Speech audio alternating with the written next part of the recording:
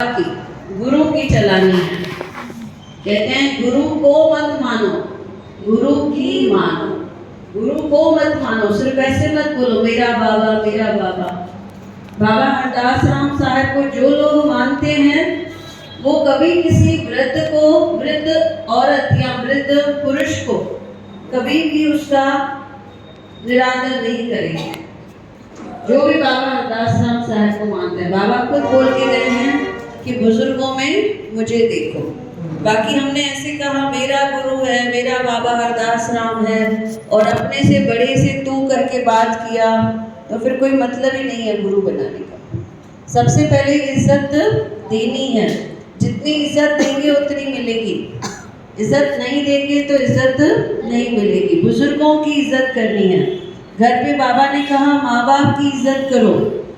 14 तारीख को मातृ पितृ दिवस है, तो बच्चों को भी यही सिखाओ कि माता पिता की क्या करनी है, सेवा करनी है। जलगांव धाम में वृद्ध लोग रहते हैं, वहाँ पर सभी जलगांव निवासी आकर उनकी क्या करते हैं, उनकी सेवा करते हैं।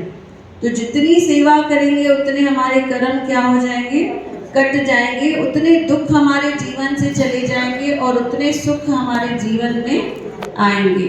तो बाबा को नहीं मानना है, बाबा की मानना है। बाबा की कैसे मानेंगे? सबसे पहले बाबा हरदास राम साहब का जो पहला, किसी भी बुजुर्ग से बहस नहीं करनी है, किसी भी बुजुर्ग से निरादर से बात नहीं करनी है। जिस दिन हमने किसी बुजुर्ग से निरादर से बात की उस दिन समझे कि बाबा हमसे नाराज है, बाबा हमसे खुश नहीं है। कभी भी किसी बुजुर्ग को तू कर बात नहीं करना है। बुजुर्गों की हमेशा इज्जत करनी है।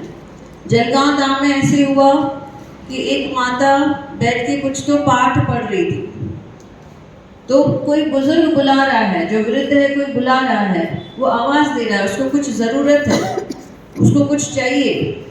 लेकिन ये औरत जो है ये क्या कर रही है, अपना पाठ पढ़ने में बिजी है। तो बाबा ने जाके उसको डांटा, कहा ये पाठ तो बाद में भी पढ़ सकते हो, पर पहले किसको अटेंड करो, पहले उस बुजुर्ग को अटेंड करो। पता नहीं उस बुजुर्ग का कितना दाना पानी है अभी यहाँ पे। तो कभी भी छोटे और बड़े का जब झगड़ा होता है तो सुनने की ज़रूरत ही नहीं है कौन सही है कौन गलत है। हमको पता है कि बड़े के पास कम समय है, छोटे के पास तो अभी पूरी जीवन पड़ी है। तो हमेशा बाबा तो ऐसे ही करते थे कि बुजुर्ग हमेशा राइट है। नहीं जाता ना लोग बुजुर्गों के पास, जाना चाहिए ना। हाँ वो नहीं जाते हैं, हाँ बरोबर। तो सब लोग मिलकर माता पिता दिवस जो आ रहा है, अभी माता पिता दिवस जो आ रहा है, उसके लिए हम सब कहें और इसको फॉलो भी करें। जो हम भजन में बोलते हैं इसको फॉलो भी करें। और ज़रूरी नहीं है कि बुजुर्ग सिर्फ घर वाले ही हो, रिश्तेदार ही हो, आसपास में जो रहते हैं उनकी भी हम क्या करें, सेवा करें, मदद करें, उनकी देखभाल करें, है ना। वो भी एक पुण्य हमको कमाना है। उनको मेरी सेवा का अधिकार है, करते जो अपनी माँ से प्यार है। उनको मेरी सेवा का अधिकार है, करते जो अपनी माँ से प्यार है। उनको ही मिलता ये दरबार है, करता जो अपनी माँ से प्यार है। मुझको तो 56 भोग लगाते हो, माँ को एक रोटी को तरसाते हो। मुझको तो 56 भोग लगाते हो, माँ को एक रोटी को तरसाते हो। ऐसे जीवन को तो बेकार है, करता ना अपनी माँ से प्यार। ऐसे जीवन को तो करता ना अपनी माँ से प्यार है। उनको ही मिलता ये दरबार है, करता जो अपनी माँ से प्यार। देखो हम सब लोग बात कर रहे हैं कि खाना खिलाओ, हम सिर्फ इतना बोल रहे हैं कि बना के जाके उनके आगे रख दो, वो खाएंगे खुद।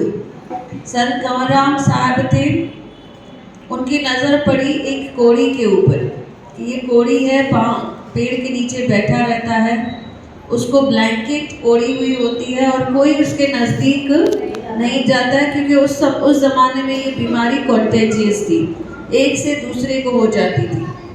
कोई उस कोड़ी के नज़दीक नहीं जाता था। लेकिन संत कंवरराम साहब ने एक नेम बना दिया, जाते थे दरबार में, वहाँ से खाना लेते थे, आके इस कोड़ी को खाना खिलाते थे। उसकी उंगलियां ऐसी थी, कैसे खाएगा खाना? संत कंवरराम उसको एक एक गिरही बोलेंगे ना, एक एक ग्रास वो अपने हाथों से उनको खिलाते थे। इतनी सेवा कोई करेगा? संत कंवरराम साहब सुबह भी जाते थे और शाम को भी जाते थे, अपने हाथ से उस कोड़ी को खाना खिलाते थे। हम सिर्फ इतनी बात कर रहे हैं, भाई बुजुर्गों की मदद करो। है पॉसिबल कि हम दिन में 2 बार खाना बनाकर किसी बुजुर्ग महिला के घर पे देखे हैं जो अकेली रहती है? क्यों वो ऐसे करे? क्यों बेचारी वो मार्केट जाए? क्यों बेचारी वो अकेली सब सब्जियां लाए, फिर अकेले खाना बनाए, खाए और फिर ही बैठ के बर्तन धोए? कितना अच्छा हो अगर कोई बाजू वाला उसको सुबह शाम 2 वक्त का खाना देकर जाए। तो ये सब चीज़ें सोचनी हैं। हम सोचते हैं खाली मंदिर आएंगे पाप कट जाएंगे, बस ऐसा नहीं है। सेवा से संत कंवरराम साहब के वो रिश्तेदार थे क्या? बिल्कुल नहीं। कोई जस्ट देखा भाई इसको ज़रूरत है और उसको जाकर उन्होंने खिलाना चालू कर दिया। अभी उससे भी आगे देखो हमारे बाबा हरदास राम, उनको जब पता चला संत कंवरराम साहब ने अभी चोला छोड़ा था, तो वो सोचते हैं उस कोड़ी का क्या होगा जिसको संत कंवरराम खाना खिलाते थे। वही ड्यूटी बाबा हरदास राम साहब ने चालू कर दी। जाते थे गुरुद्वारे में, वहाँ से लेते थे थोड़ा सा खाना और आकर जब इस कोड़ी को खिला रहे हैं खाना, तो कोड़ी इशारा कर रहा है कि मेरी जो जीभ है ना उस पर भी पूरा कोड़ हो गया है। बोलो गोदरी वाले घनश्याम की। उस कोड़ी के जबान पर भी अभी क्या हो गया है? कोड़ हो गया है। कुछ भी खाना वहाँ पर रखेंगे तो उसको तकलीफ होगी। तो देखिए बाबा हरदास राम साहब क्या करते थे। बाबा एक निवाला लेते थे, अपने मुख में डालते थे, थोड़ा सा उसे चबाकर निकाल कर उसके मुख में डालते थे, तो उसको चबाने की ज़रूरत नहीं पड़ती थी, उसको सिर्फ क्या करना है? उगलना है बस। तो देखो इतनी सेवा की है, इसीलिए आज उनके पूरे इंडिया में 70 बाबा के मंदिर हैं और हर जगह उनका नाम लिया जाता है। हर मंदिर में उनकी आरती होती है, हर मंदिर में भंडारे बन रहे हैं, भंडारे लग रहे हैं। कहाँ पर किसी चीज़ की कमी नहीं है। खाने वालों की कमी है लेकिन देने वालों की कमी नहीं है। तो इतनी सेवा की है बाबा हरदास राम साहब ने। तो हम सब लोग बाबा की सीख में से एक सीख खाली आज लेकर जाएं।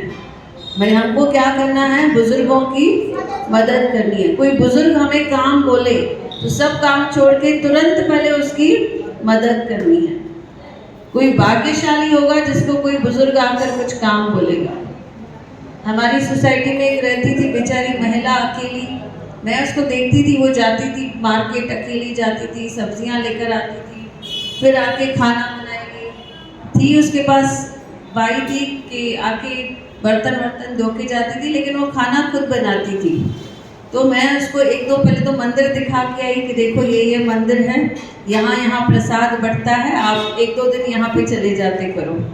फिर उसके बाद मैंने उसको कहा कि मेरे घर पे आते करो, मेरी फ्रिज खोलते करो, आपको जो चाहिए जब चाहिए आके लेकर जाते करो। तो फिर आती थी कभी टमाटर, कभी कुछ भाजी, बट उसको मना नहीं थी। मेरी काम वाली बाई चिढ़ती थी, पर मैं बोली नहीं, हम बाहर जाते हैं ना दान करने, बाबा ने घर के बाजू में ही किसी को भेजा है, उसके बच्चे यहाँ पर नहीं है, वो अकेली रहती है, लेके जाने दो उसको। हाँ कभी हम उसको बोलते थे बना हुआ खाना भी लेकर जाओ, पर वो नहीं लेकर जाती थी बना हुआ, कि नहीं आप लोगों को कम पड़ जाएगा। पर सब्जियाँ वगैरह हम उसको दे देते थे। कुछ कम हुआ क्या इसमें? कुछ नहीं हुआ। कोई आसपास वाला मांगता है उसको दे देना चाहिए, उल्टा ऐसे सोचना चाहिए कि घर बैठे हमारा पुण्य हो रहा है। बोलो बाबा हरदास राम साहेब की जय। मुझको तो अपने घर में लाते हो, माँ को क्यों वृद्धाश्रम छोड़ाते हो। मुझको तो अपने घर में लाते हो, माँ को क्यों वृद्धाश्रम छोड़ाते हो। ऐसा कर मुझको ना स्वीकार है, करता ना अपनी माँ से प्यार है। ऐसा कर ना स्वीकार है,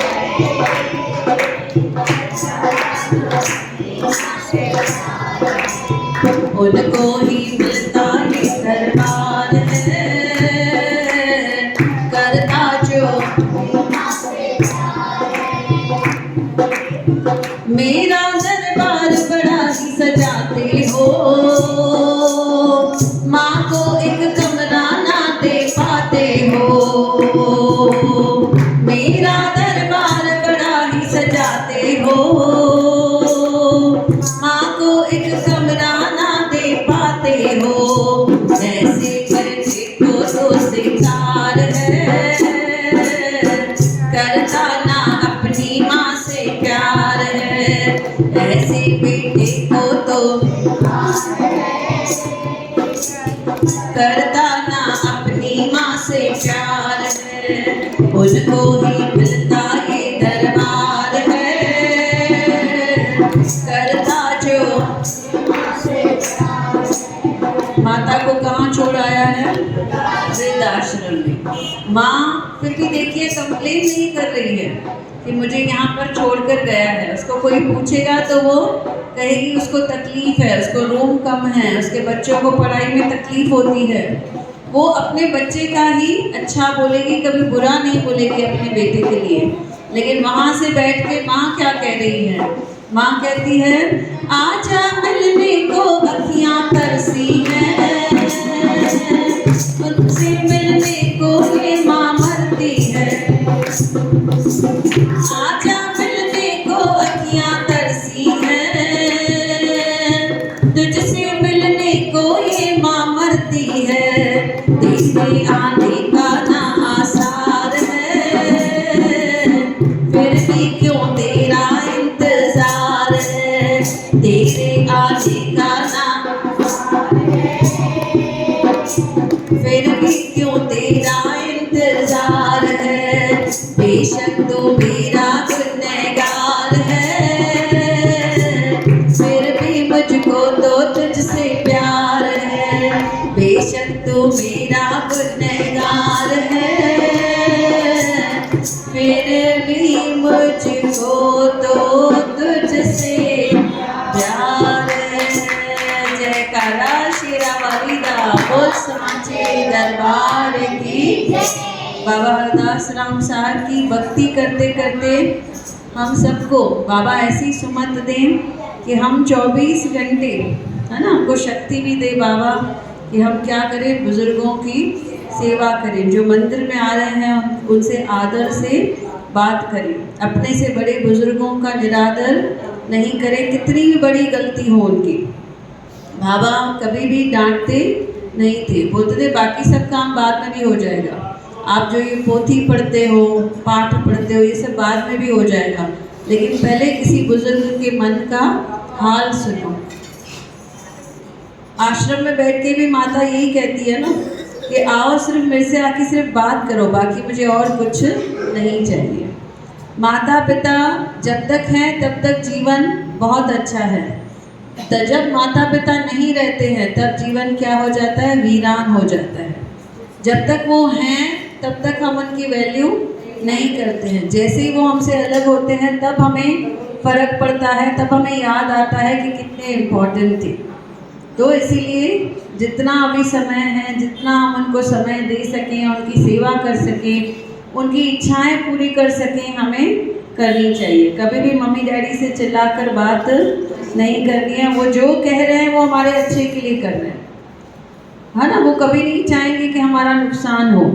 तो हमेशा उनका कहा मानना है और हमेशा उनके जो भी सेवा है करनी है और हमेशा उनके वचनों पर चलना है।